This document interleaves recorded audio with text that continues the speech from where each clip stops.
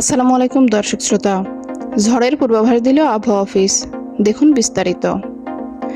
সিলেট অঞ্চলে সর্বোচ্চ ৮০ থেকে ১২০ কিলোমিটার বেগে ঝোড়ো হাওয়া বয়ে যাওয়ার পূর্বাভাস দিয়েছে আবহাওয়া অধিদপ্তর। সেই সঙ্গে এই অঞ্চলে বৃষ্টি অথবা বজ্রসহ বৃষ্টি হতে পারে বলেও জানিয়েছে সংস্থাটি। প্রিয় দর্শক, আমার এই ভিডিওটি যদি আপনার ভালো লেগে থাকে তাহলে লাইক, কমেন্ট ও শেয়ার করতে ভুলবেন না। আর সবার আগে এমন সব গুরুত্বপূর্ণ ভিডিও পেতে চাইলে আমার চ্যানেলটি অবশ্যই সাবস্ক্রাইব করে বেল আইকনটি বাজিয়ে রাখুন। ধন্যবাদ। শনিবার ভোর ৫টা থেকে দুপুর ১টা পর্যন্ত দেশের অভ্যন্তরীণ নদীবন্দরগুলোর জন্য দেওয়া আবহাওয়ার পূর্বাভাসে এই তথ্য জানানো হয়েছে। পূর্বাভাসে বলা হয়েছে, সিলেট অঞ্চলের উপর দিয়ে পশ্চিম অথবা উত্তর পশ্চিম দিক থেকে ঘন্টায় ৮০ থেকে ১২০ কিলোমিটার বেগে দমকা অথবা ঝোড়ো হাওয়া সহ অস্থায়ীভাবে বৃষ্টি অথবা বজ্রসহ বৃষ্টি হতে পারে। এসব এলাকার নৌবন্দর সমূহকে ৩ নম্বর সতর্ক সংকেত দেখাতে বলা হয়েছে।